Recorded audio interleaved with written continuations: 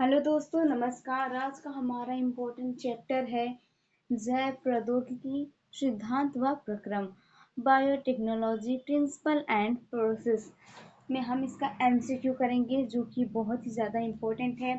Class 12th का chapter है, class 12th वालों के लिए, और जो सी नेट 2026 में एग्ज़ाम होने वाला है उसके लिए बहुत ही ज़्यादा इम्पोर्टेंट होने वाला है। तो चलिए इसके प्रश्नों को करते हैं। इसका प्रश्न पहला है, मानव जीनोम अनुक्रमण के लिए आम तौर पर प्रयुक्त है। जो मानव जीनोम अनुक्रमण है उसके लिए आम तौर पर क्या प्रयुक्त होता है? उसका आंसर हो जाएगा BAC और YAC। इसका आंसर हो जाएगा BAC और YAC। नेक्स्ट क्वेश्चन देखते हैं। नेक्स्ट क्वेश्चन है हमारा, समुद्री खरपतवार से निकाले गए एगारोस जेल का उपयोग किसमें किया जाता है? तो जो समुद्री खरपतवार से निकाले जाते हैं एगारोस जेल, उनका उपयोग जल विद्युत कण जो संचलन है उसमें किया जाता है। नेक्स्ट क्वेश्चन देखते हैं। रेडियोधर्मी अणु से निहित डीएनए अथवा आरएनए खंड को क्या कहते हैं? तो रेडियोधर्मी निहित डीएनए अथवा आरएनए खंड को प्रोब कहते हैं। नेक्स्ट क्वेश्चन देखते हैं। जल इलेक्ट्रोफोरेंसिस का उपयोग किया जाता है। जल इलेक्ट्रोफोरेंसिस जो होता है उसका उपयोग डीएनए खंड को उनके साइज के अनुसार पृथक करना, यानी उनके जो डीएनए खंड होते हैं उनके आकार के अनुसार काटने के लिए जल इलेक्ट्रोफोरेसिस का यूज किया जाता है। नेक्स्ट देखते हैं। आनुवांशिक इंजीनियरिंग में दो बहुत उपयोगी सूक्ष्म जीव हैं। तो आनुवांशिक इंजीनियरिंग में कौन से सूक्ष्म जीव है? दो हैं जो बहुत ही ज्यादा इम्पोर्टेंट है। वो है एसरीशिया कोलाई तथा एग्रोबैक्टीरियम ट्यूमीफेसियम। एसरीशिया कोलाई तथा एग्रोबैक्टीरियम ट्यूमीफेसियम हैं। ये दो जीव जो सूक्ष्म जीव हैं, यह आनुवांशिक इंजीनियरिंग में बहुत ही ज्यादा महत्वपूर्ण भूमिका निभाते हैं। नेक्स्ट देखते हैं। निम्न में से कौन सा पीसीआर का एक अनुप्रयोग नहीं है? पीसीआर का एक अनुप्रयोग नहीं है, वह है पृथक किए गए प्रोटीन का शुद्धिकरण। जो है वो पीसीआर का एक अनुप्रयोग नहीं है। नेक्स्ट देखते हैं। नेक्स्ट हम प्रश्न देखते हैं। हमारा जो है वो है विलेटेड टैंक विलेटेड टैंक बायोरिएक्टर किस लिए अभिकल्पित किए गए हैं? किस लिए अभिकल्पित किए गए हैं? तो सारी प्रतिक्रिया के दौरान O2 की प्राप्यता बनाए रखने के लिए यह विलिदित किए गए हैं। नेक्स्ट देखते हैं हम। पॉलीमरेज श्रृंखला अभिक्रिया के चरणों का सही क्रम क्या है? तो वह है निष्क्रियकरण और तापानुशील प्रसार। नेक्स्ट देखते हैं।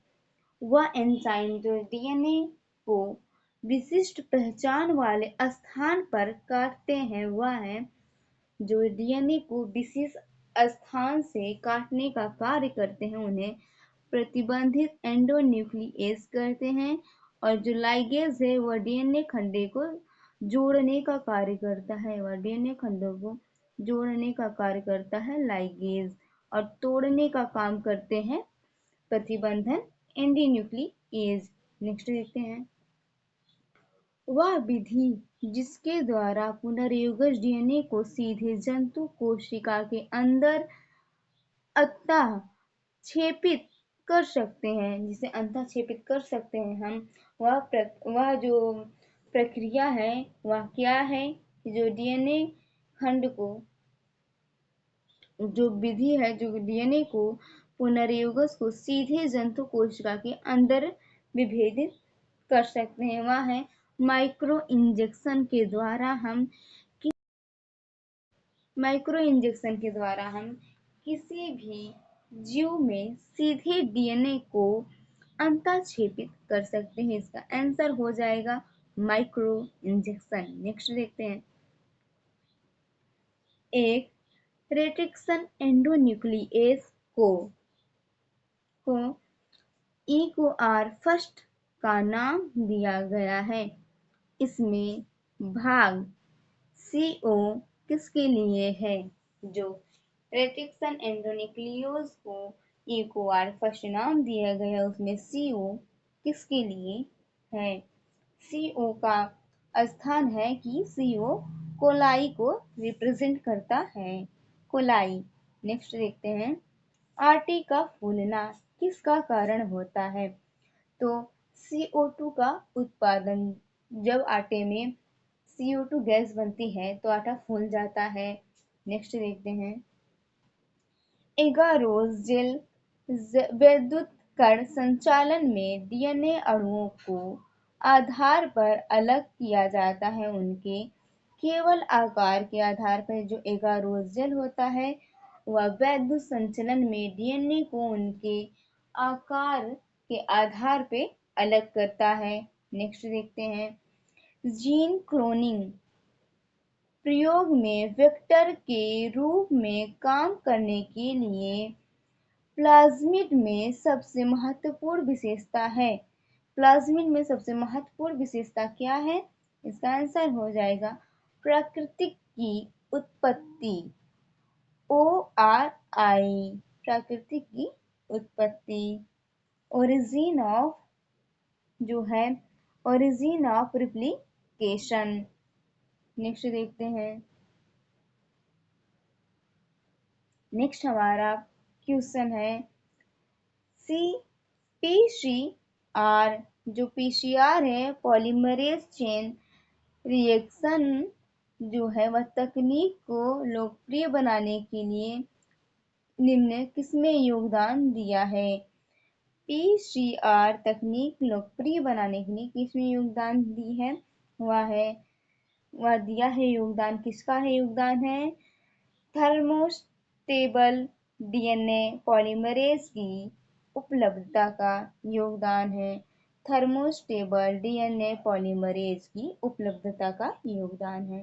नेक्स्ट क्वेश्चन देखते हैं। डीएनए को बैक्टीरिया से अलग करते समय निम्नलिखित में से कौन सा एंजाइम आवश्यक नहीं होता है? जब हम डीएनए को बैक्टीरिया से अलग करते हैं तो उस समय कौन सा एंजाइम जो है जिसकी आवश्यकता नहीं होती वह है डीऑक्सीराइबो न्यूक्लियस। जो डीऑक्सीराइबो न्यूक्लियस होता है इस एंजाइम का यूज जब हम इस एंजाइम का कोई यूज नहीं होता है जब हम डीएनए को बैक्टीरिया से अलग करते हैं। नेक्स्ट देखते हैं। नेक्स्ट है हमारा जीवाणु परिवर्तन में हीट शॉक विधि का महत्व सुविधा प्रदान करना है। जो हीट शॉक विधि का महत्व सुविधा प्रदान करना है वह है जीवाणु कोशिका दीवार में छड़ित छिद्रों के माध्यम से डीएनए का अवशोषण। नेक्स्ट क्वेश्चन देखते हैं।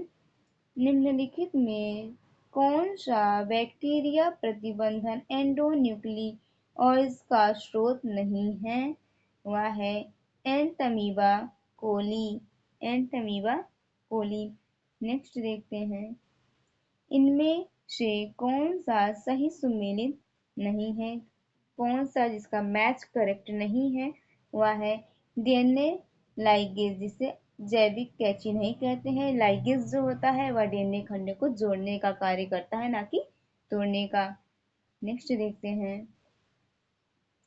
निम्नलिखित में से कौन आणविक कैंची है?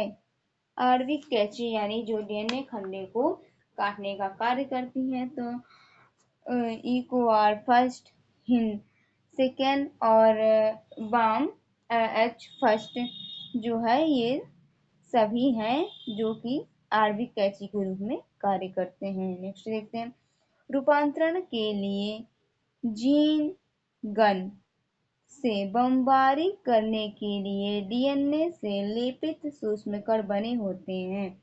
जीन गन से बमबारी जो करते हैं तो लेपित सूक्ष्मकण जो है किससे बने होते हैं, वह सोना या टंगस्टन के बने होते हैं। जब जीन गन से बमबारी की जाती है तो जो लेपित सूक्ष्मकण होते हैं वह सोना या टंगस्टन के बने होते हैं।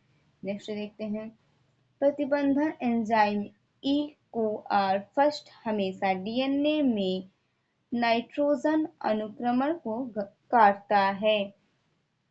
वह डीएनए में नाइट्रोजन अनुक्रमण को काटता है। GAATTC वह GAATTC के क्रम में काटता है। नेक्स्ट देखते हैं, बायोलिस्टिक्स जीन गन किसके लिए उपयुक्त है? बायोलिस्टिक्स जीन गन का उपयोग किस लिए किया जाता है? पादप कोशिकाओं का रूपांतरण। पादप कोशिकाओं का रूपांतरण के लिए जीन गन का उपयोग किया जाता है। नेक्स्ट देखते हैं, निम्नलिखित में से कौन सा सही सुमेलित है? इसमें कौन सा है जिसका मैच करेक्ट है? वह है एग्रोबैक्टीरियम ट्यूमीफेसिएंस और TI प्लाज्मिड का मैच जो है एकदम परफेक्ट है। नेक्स्ट देखते हैं, PCR पॉलीमरेज चेन रिएक्शन विधि उपयोगी है। इसका उपयोग, यह जो विधि है यह किस लिए उपयोगी है? जीन के प्रवर्धन के लिए, जीन की अरबों प्रतियां बनाने में, जिससे हम जीन की अरबों प्रतियां, अरबों इसके ज्यादा कॉपीज बना सकते हैं, जिससे हम PCR की मदद से जीन की कई सारी कॉपी को बना सकते हैं।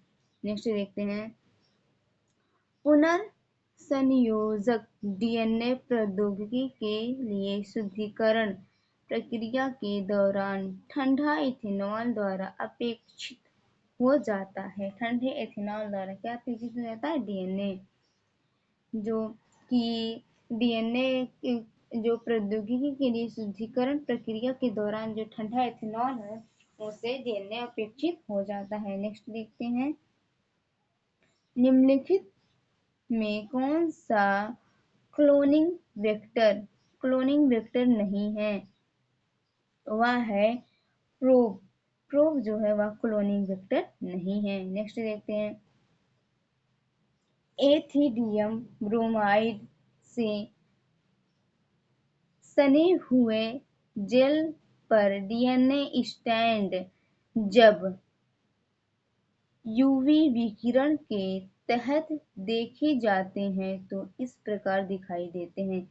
यूवी विकिरण के तहत देखे जाते हैं तो इस प्रकार दिखाई देते हैं, चमकीले नारंगी ब्लेड्स व चमकीले और नारंगी दिखाई देते हैं जो कि डीएनए स्टैंड होते हैं। नेक्स्ट देखते हैं, डीएनए के सिरों से न्यूक्लियोटाइड को हटाने के लिए प्रेरित करने वाला एंजाइम है। वह कौन सा एंजाइम है जो डीएनए के सिरों को से न्यूक्लियोटाइड को हटाने को प्रेरित करता है? वह एक्सोन्यूक्लियेज है, जिसका प्रेरण जो ये प्रेरित करता है कि डीएनए के सिरों से न्यूक्लियोटाइड को हटाने के लिए। नेक्स्ट देखते हैं, मानो लिम्फोसाइटों में डीएनए टुकड़ों को पेश करने के लिए आमतौर पर निम्नलिखित में से किसका प्रयोग वेक्टर के रूप में किया जाता है?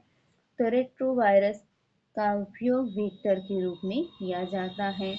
नेक्स्ट देखते हैं, निम्नलिखित में से कौन सा प्रतिबंध एंजाइम कुंदसिरे उत्पन्न करता है? तो EcoRV है जो कि कुंद सिरे प्रतिबंध एंजाइम में कुंद सिरे उत्पन्न करता है। नेक्स्ट क्वेश्चन देखते हैं, नेक्स्ट और लास्ट क्वेश्चन है आज का हमारा, विपणन से पहले प्रोटीन व्यक्त प्रोटीन के पृथक्करण और शुद्धिकरण की प्रक्रिया क्या कहलाती है? वह कहलाती है डाउन स्ट्रीम प्रोसेसिंग कहलाती है। विपणन से पहले प्यूरिफिकेशन, शुद्धिकरण से पहले जो व्यक्त प्रोटीन के पृथक्करण की और शुद्धिकरण की जो प्रक्रिया है वह डाउन स्ट्रीमिंग प्रोसेसिंग कहलाती है। यह आज का हमारा MCQ था, जो कि बायोटेक्नोलॉजी प्रिंसिपल एंड प्रोसेसेस का था, जो क्लास 12th और CNET एग्जाम 2026 के लिए मोस्ट इम्पोर्टेंट है। Thank you.